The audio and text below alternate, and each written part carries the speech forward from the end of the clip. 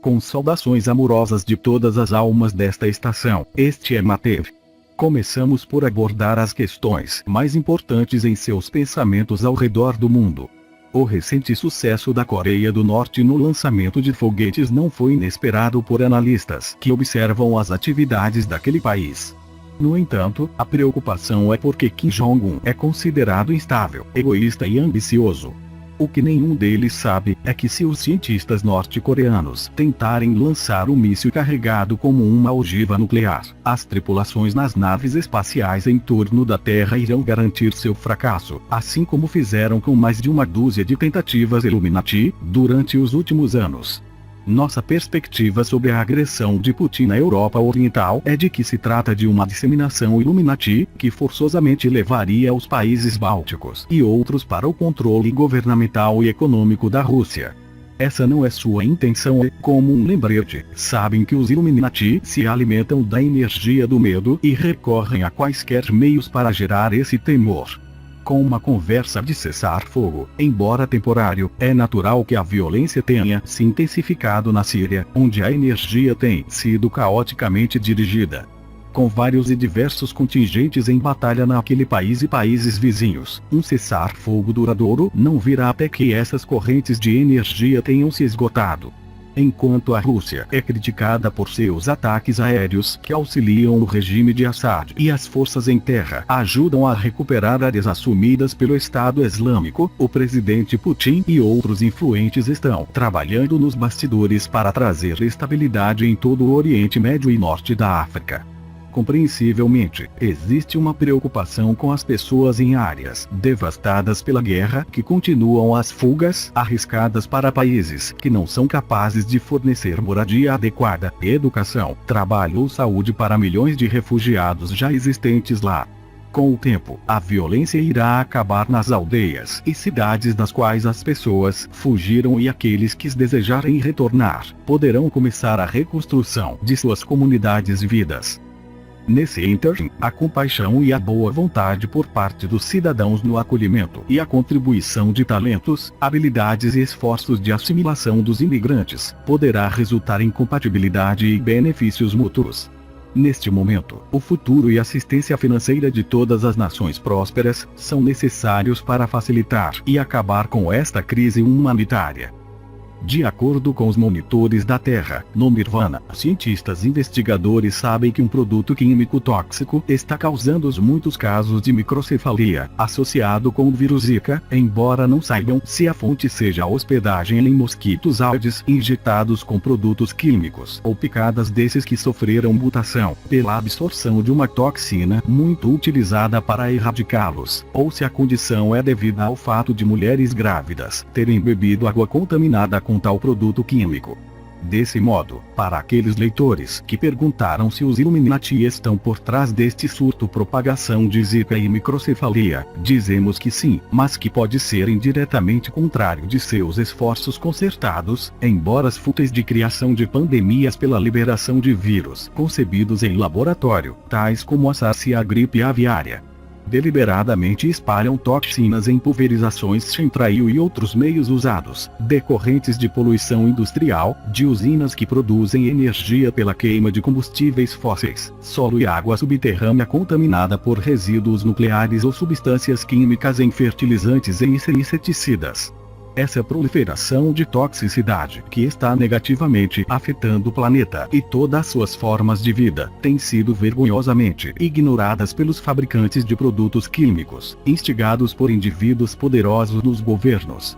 E a acumulação da riqueza dos Illuminati contribui globalmente, em grande parte decorrente da existência de massas que vivem em condições de pobreza, onde mosquitos transmissores de doenças proliferam. Não há envolvimento de karma em todos os casos de fuga de povos ou recém-nascidos com microcefalia e suas famílias. Petições a nível alma estão sendo concedidas em números sem precedentes, de modo a permitir o avanço de status evolucionário em experiências duradouras mal escolhidas. Mesmo porque o compromisso de solicitações de almas não é conscientemente conhecido por essas pessoas ou pelo mundo e suas situações vistas como as graves dificuldades enfrentadas no nível físico. O leitor que escreveu sobre astrólogos e intuitivos terem previsto que o restante deste mês e o próximo mês de março ser um período extremamente delicado neste planeta, pediu para informar em que áreas as coisas serão delicadas e desafiadoras. Certamente, as situações acima mencionadas são delicadas e repletas de desafios para os muitos milhões diretamente afetados e enervantes para toda a sociedade. A calma quanto à volatilidade do mercado de ações e relatórios sobre fechamento bancos será um desafio para os investidores e confusão sobre o que está à frente, o que economicamente seja muito provável e preocupante para muitos outros também. Em numerosos países, candidatos estão disputando cargos em eleições e os cidadãos estão preocupados com os resultados. Depois, existem novas previsões de terremotos catastróficos, tsunamis e etc. E, no meio de todas essas correntes energéticas com anexos tumultuados, até mesmo trabalhadores da luz podem achar ser um desafio manter de forma consistente o otimismo sobre o futuro da Terra. Dito isto, quando o alinhamento planetário é mais propício à instabilidade do que durante períodos de menor interação, indivíduos com atitudes negativas e perspectiva pessimista manifestarão circunstâncias mais desafiadoras para si próprios. A lei da atração funciona o tempo todo. Amada família, cada acontecimento, se percebido como avanços ou retrocessos, tragédias ou triunfos, é um reflexo das vibrações que estão aumentando a turbulência, por isso pode ficar fora de seu curso e, simultaneamente, ampliar o sucesso de movimentos populares em todo o mundo. Como desejamos que a vida na Terra, neste momento Iraques desejam paz, verdade, bondade, respeito mútuo e cooperação de todos os povos, em última análise, serão assim e suas firmezas na luz estão ajudando a criar no tempo linear deste mundo aquilo que já é no contínuo. Agora, então, vamos abordar as questões restantes relacionadas com a alma. A primeira, de um leitor dos Estados Unidos, que é a mesma pergunta feita por outras pessoas, também relativas àquilo que se refere à campanha presidencial naquele país e à relevância global desta questão. O que acontece com as almas das crianças não nascidas devido a um aborto? Janus, uma alma de uma civilização da 8ª densidade, falou sobre isso com minha mãe há alguns anos e eu pedi para que transcrevesse aqui uma parte da sua longa conversa. O trecho a seguir é do capítulo Janus, em Vozes do Universo. A alma não necessita de um corpo para a vida em si, uma vez que é inerente à essência de cada alma. É apenas para experimentar fisicamente o que não pode ser experimentado sem alguma massa para seu funcionamento, que as almas optam por ter um corpo de algum tipo. Entre o seu povo, há um grande equívoco sobre a vida e a diferença entre um corpo e uma alma. Vocês têm um processo chamado aborto, que alguns acreditam que é a destruição de uma nova vida e não existe uma discussão sobre quando uma alma entra no corpo que está sendo formado no útero. Nenhuma vida de alma é destruída por acabar com a formação de um corpo em desenvolvimento. Corpos crescem independentemente das almas, através das leis naturais e mecanismos físicos e se reproduzem de acordo com a programação celular de cada civilização. As almas não se restringem a encarnar numa civilização específica. O estado evolutivo espiritual de uma alma automaticamente a coloca dentro de um determinado nível vibratório, que então escolhe uma civilização dentro dessa esfera que possa proporcionar a vivência necessária para o seu avanço. Quanto maior for a evolução espiritual, maior a estação de luz, dentro da qual uma alma possa escolher a civilização para incorporar, ou viver como uma entidade de espírito livre. As almas, cujas necessidades de crescimento espiritual estão dentro da 3ª densidade da Terra ou outros posicionamentos de estado vibratório semelhantes, têm uma série de opções sobre corpos. Podem residir em torno dos pais, mesmo antes da concepção acontecer. Depois da concepção, podem entrar no feto para experimentar essa sensação de crescimento. Se esse tipo de experiência não é necessário, elas podem permanecer de fora para outras experimentarem antes do nascimento, todavia, com um contrato de alma, reivindicando o corpo em desenvolvimento, quanto às outras almas. Se uma alma entra em um corpo em desenvolvimento, em seguida, inverte essa decisão, a mulher experimenta um aborto espontâneo. Uma alma pode habitar um corpo em desenvolvimento até o nascimento iminente para, em seguida, decidir não continuar nesse corpo, resultando num natimorto. Além disso, uma alma pode tomar uma dessas decisões, experimentar algo exigido emocionalmente e, de acordo com outra alma, sair para a segunda alma entrar, até o aborto, morte fetal ou parto normal. Uma alma com um pedido de vaga no corpo em desenvolvimento pode permitir que outra resida nesse corpo, para experimentar a sensação de crescimento e nascimento, em seguida, sair para a primeira alma assumir a vida física naquele corpo. Estas várias situações sempre estão de acordo com todas as almas envolvidas, que naturalmente incluem pais e outros membros da família, cujo objetivo é permitir experimentar a escolha de várias almas no nível necessário a cada uma. O aborto, como todas as outras etapas, desde antes da concepção, através de um nascimento viável, oferece oportunidades para as almas participantes experimentarem emoções concomitantes que preencham espaços vazios em suas experiências naquele momento. Corpos possuem uma força vital independente da alma e, embora seja uma situação incomum em que um corpo viva sem uma alma, isso pode acontecer. As almas têm a opção de entrar num corpo clonado ou não, se não, o clone ainda se parece como qualquer outra pessoa, porque o cérebro e todos os sentidos e habilidades motoras estão funcionando. Outro exemplo é quando feridos ou pessoas doentes estão em coma. A alma pode optar por permanecer com o corpo ou não, caso não, contanto que seja alimentado, o corpo continua a viver em estado vegetativo, até morrer pela deterioração das células. Obrigado, mãe. Se os povos de toda a Terra soubessem que cada um de vocês é uma alma tendo uma experiência física e que entre as muitas opções que almas têm, o aborto não seria uma questão política, social ou religiosa. Quando estiverem vivendo na plenitude da idade dourada da Terra, não haverá abortos ou divisões de qualquer tipo e a vida vai ser amorosa, tranquila e em harmonia com toda a natureza.